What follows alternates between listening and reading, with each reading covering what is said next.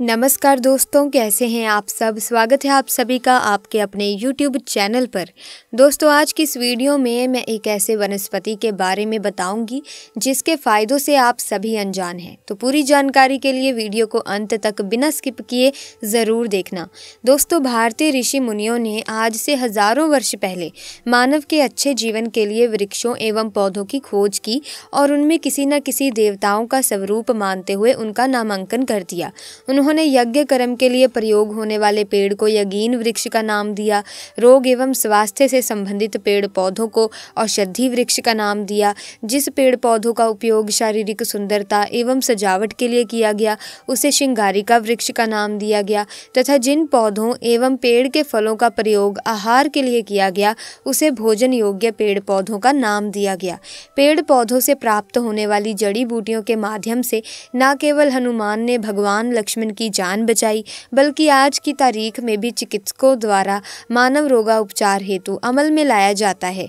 यही नहीं, जंगलों में खुद ब खुद उगने वाले अधिकांश औषधीय पौधे के अद्भुत गुणों के कारण लोगों द्वारा इसकी पूजा अर्चना तक की जाने लगी है, जैसे तुलसी, पीपल, आक, बरगद तथा नीम इत्यादि। दोस्तों, अब जिस वनस्पति के बारे में हम आपको बताने वाले हैं, ये वनस्पति आपने कई दफा देखा होगा लेकिन नजरअंदाज कर दिया होगा, क्योंकि आपको सही या फिर कहें कि पूरी जानकारी प्राप्त नहीं है, जिसके चलते आप इसे मामूली सा साधारण सा पौधा समझ लेते हैं। इसकी वजह यह है कि इसे उगाया नहीं जाता, बल्कि ये वनस्पति अपने आप ही उग जाती है और आपको कहीं भी मिल जाती है। तो चलिए फिर बिना किसी देरी के आपको बताते हैं कि इस वनस्पति का नाम, उपयोग और फायदों के बारे में। दोस्तों, इसका नाम है छोटा धतूरा। ये एक वसंत खरपतवार है। इसका बॉटेनिकल नाम जैंथियम सिब्रिकम है।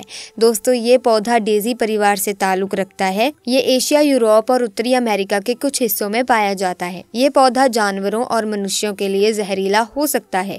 धतूरे के फल का उपयोग कोल्ड, फ्लू से लेकर ब्रोंकाइटिस के लिए किया जाता है। क्रोनिक ब्रोंकाइटिस होने पर धतूरे के फल का सेवन किया जाता है। दरअसल ब्रोंकाइटिस सांस संबंधी परेशानी होती है। इस बीमारी में संक्रमण के कारण ब्रोंकियल ट्यूब में सूजन आ जाती है। वैसे लोग जिन्हें ब्रोंकाइटिस की समस्या होती है उनकी कफ में अक्सर गाढ़ा बलगम निकलता है। कॉमन कोल्ड होने पर इसका सेवन किया जा सकता है। कॉमन कोल्ड इन्फेक्शन से होने वाली परेशानी है, जिसमें माइक्रो ऑर्गेनिज्म रेस्पिरेटरी ट्रैक्ट के ऊपरी हिस्से पर नकारात्मक प्रभाव डालते हैं। इसके लक्षण 2 दिनों के बाद बढ़ जाते हैं। दरअसल जब इन्फेक्शन का कारण बनने वाले माइक्रो ऑर्गेनिज्म के संपर्क के कारण होता है।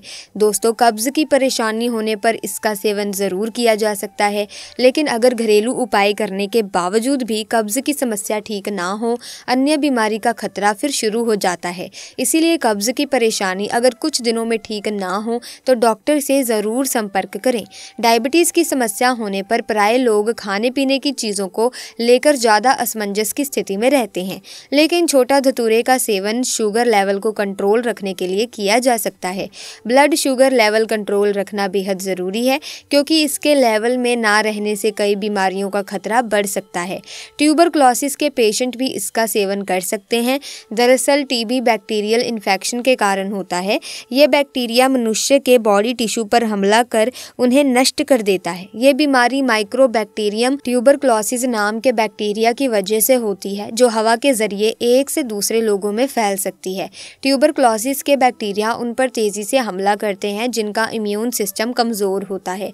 इसका खतरा HIV या फिर कैंसर जैसी बीमारियों से पीड़ित रह चुके लोगों में होने की संभावना ज़्यादा हो सकती है।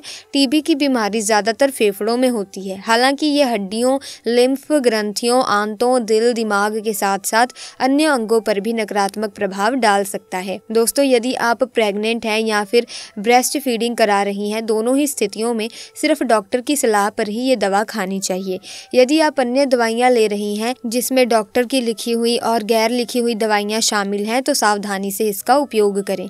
यदि आपको छोटा धतूरे के किसी पदार्थ या अन्य दवा या औषधि से एलर्जी है, यदि आपको कोई बीमारी, डिसऑर्डर या अन्य कोई मेडिकल कंडीशन है, यदि आपको फूड, डाई, प्रिजर्वेटिव्स या जानवरों से अन्य प्रकार की एलर्जी है, तो इसका उपयोग सावधानी से करें।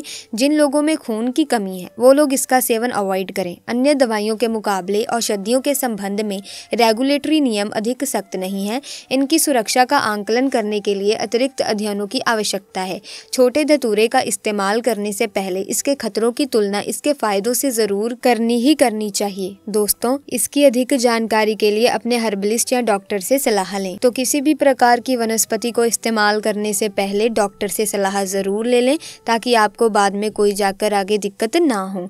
इसी के साथ चलिए दोस्तों, एक और ऐसी वनस्पति के बारे में बताती हूँ जो जमीन पर पसरती है। जी हाँ दोस्तों, ये कोई आम वनस्पति नहीं है, बल्कि ये जड़ी बूटी आपके लिए बहुत ही ज्यादा लाभदायक सिद्ध हो सकती है अगर इसका सही तरीके से उपयोग किया जाए। इस जड़ी बूटी का नाम है घोजीवा। संस्कृति के आयुर्वेद के ग्रंथों में घोजीवा, गोजी और खड़पोली के नाम से भी इसका जिक्र मिलता है। साथ ही इसके कई अन्य नाम भी हैं, जैसे कि हिंदी में इसे गोभी कहते हैं, तो मराठी में इसे जंगली गोभी कहते हैं, साथ ही गुजरात में इसे गार्जी भी कहते हैं और राजस्थान में इसे कापची कहते हैं। तो अगर आपने इसे पहचान लिया है और आप इसका कोई अन्य नाम जानते हैं तो कमेंट्स में ज़रूर बताना। दोस्तों, वनस्पति आपके घर के आसपास, तालाब किनारे या फिर अगर आप किसान हैं तो ये आपको आपके खेतों के आसपास कहीं ना कहीं ज़रूर मिल जाती होगी। कई बार ये वनस्पति घर के आंगन में भी उग जाती है। इसकी पत्तियों का आकार गाय की जीभ के समान होता है, इसीलिए इसे गोजीवा कहते हैं। ये वनस्पति वर्षा ऋतु के समय हर जगह संपूर्ण भारतवर्ष में पाई जाती है। इसकी पत्तियों के बीच में ही एक डंडी निकलती है और उसके ऊपर पीले रंग के फूल उगे हुए होते हैं, जो कि अभी इस वनस्पति के ऊपर लगे हुए नहीं हैं।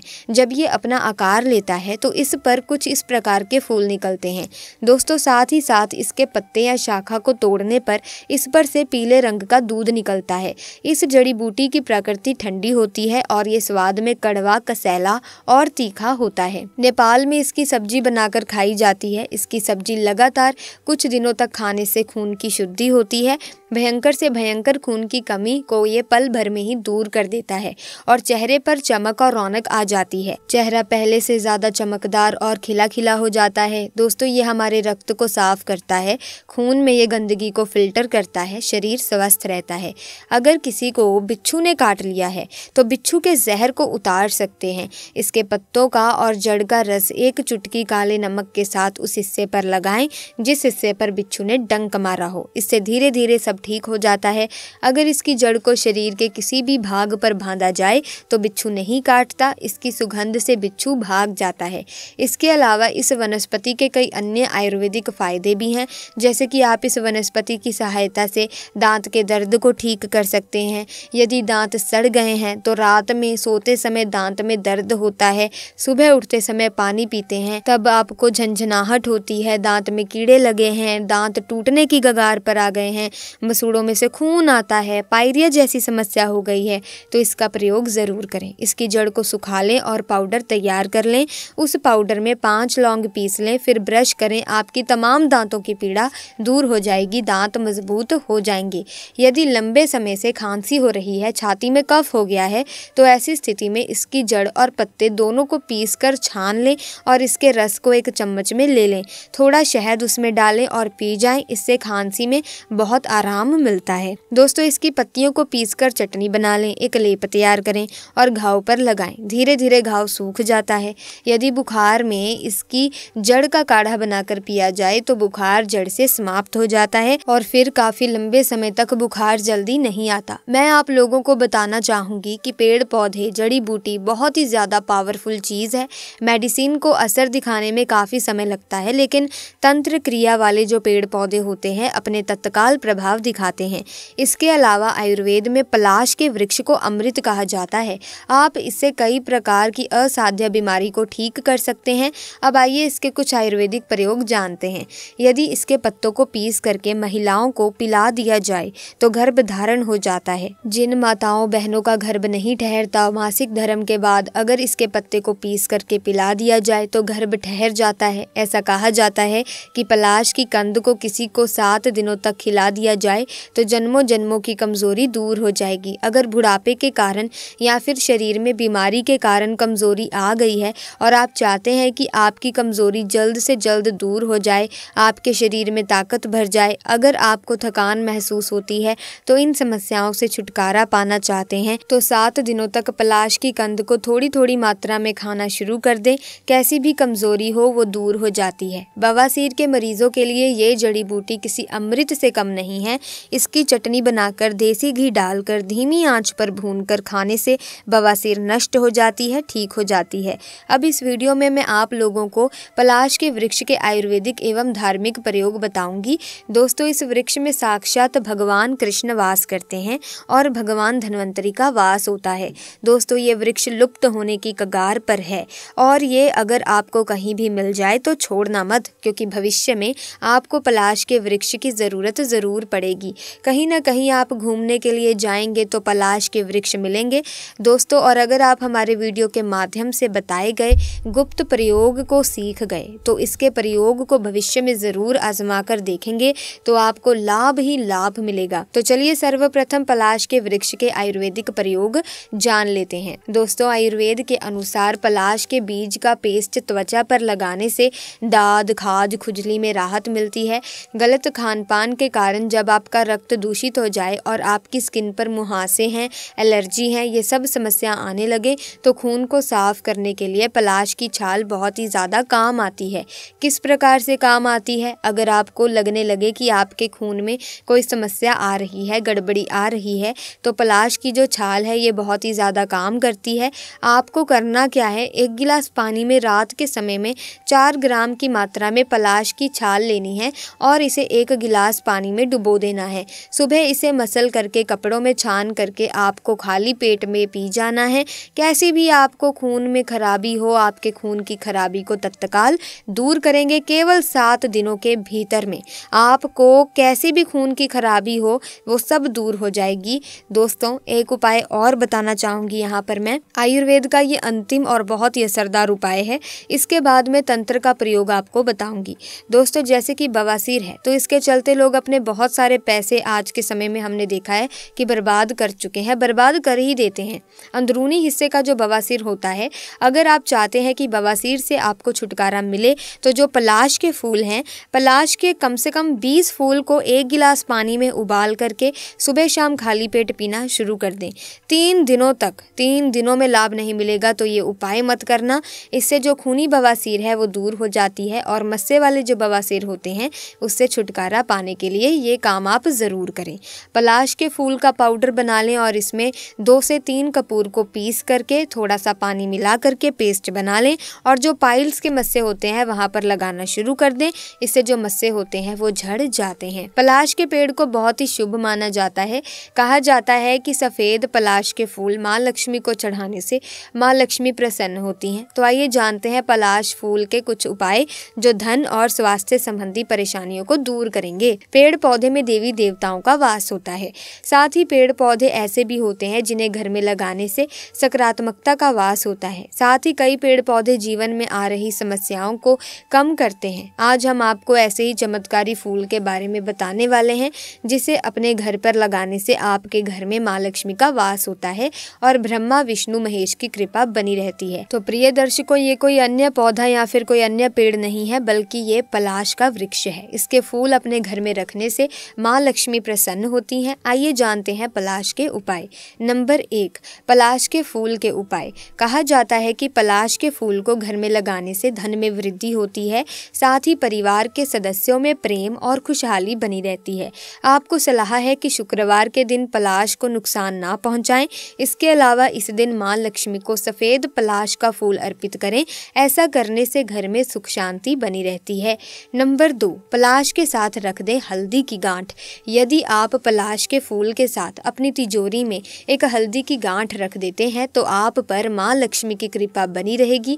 ऐसा आपको गुरुवार के दिन करना है। यदि आप इस उपाय को एकादशी के दिन करते हैं तो भी आपके लिए लाभकारी रहेगा। नंबर 3, सफ़ेद पलाश के उपाय। कहा जाता है कि सफ़ेद पलाश के एक फूल और एकाक्षी नारियल को सफ़ेद कपड़े में बांधकर घर में धन के स्थान पर रख दें। ऐसा करने से माँ लक्ष्मी की कृपा बरसती है।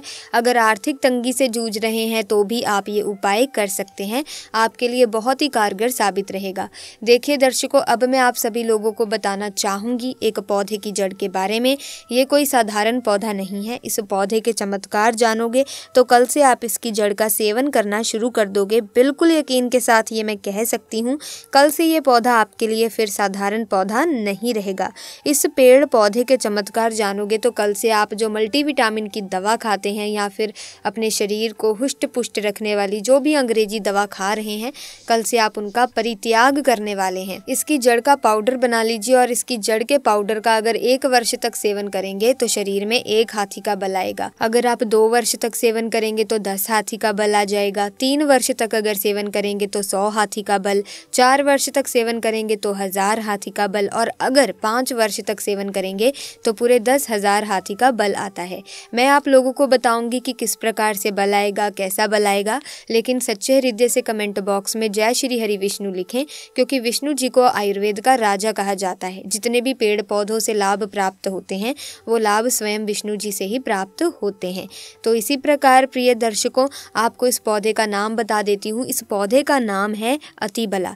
माना जाता है कि भूत प्रेत निजी शक्ति से अगर आप परेशान हैं तो अतिबला के पौधे की जड़ को आप हनुमान जी महाराज जी के चरणों में 24 घंटों के लिए समर्पित कर दीजिए। किसी भी तरह की भूत प्रेत बाधा आपसे दूर हो जाएगी।